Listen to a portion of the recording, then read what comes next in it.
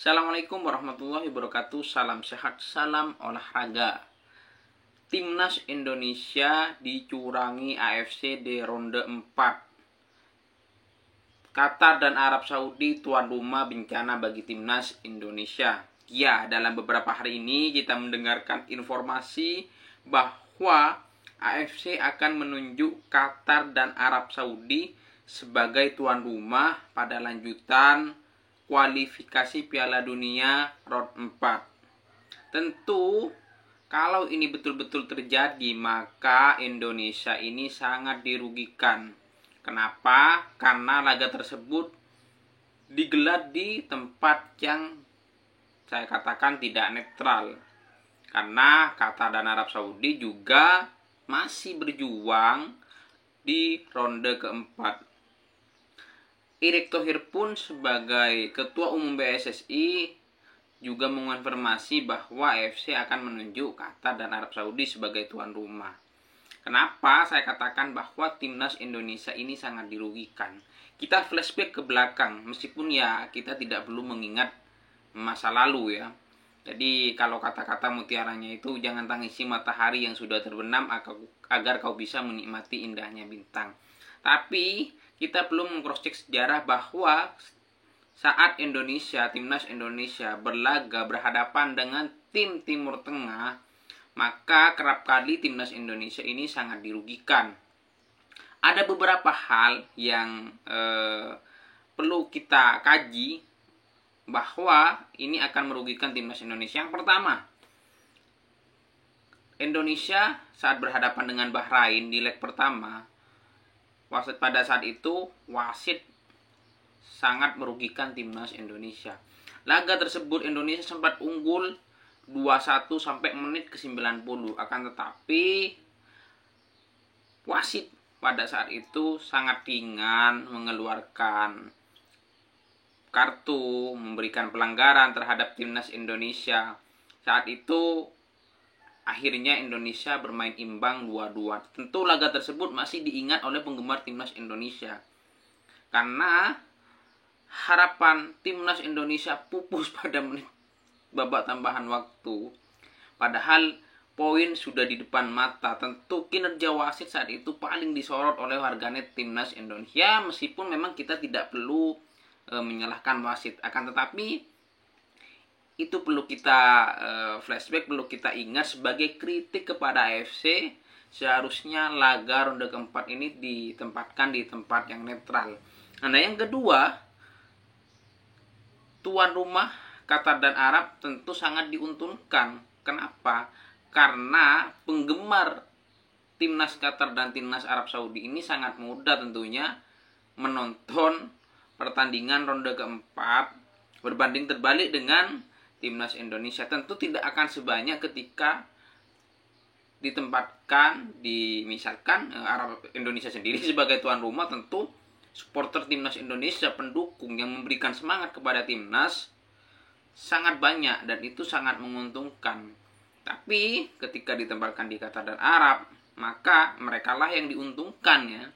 Penggemarnya akan lebih banyak. Tentu itu akan menambah suntikan semangat kepada para pemain. Meskipun itu persoalan ya bisa saja sebenarnya Timnas Indonesia menang, tapi memang dukungan dari pemain ke-12 ini sangat berpengaruh terhadap mentalitas pemain. Nah, itu adalah hal-hal yang perlu kita kaji. Bahwa memang dengan ditempatkan yang tidak netral, maka negara-negara lain ini akan dirugikan. Dalam ronde keempat ini ada 6 negara yang lolos. Kita ketahui Indonesia ada di pot terakhir ya. Ada Arab Saudi, ada Irak, ada Oman, kemudian ada Uni Emirat Arab, ada Indonesia sendiri, kemudian ada Qatar ya. Negara-negara yang menjadi langganan Piala Dunia. Tentu pelatih Patrick Kluivert menghadapi laga ronde keempat ini perlu mempersiapkan pemain karena terutama persoalan mentalitas, karena tidak ditempatkan di tempat yang netral. Tentu Qatar dan Arab Saudi ini akan didukung oleh supporter yang sangat banyak.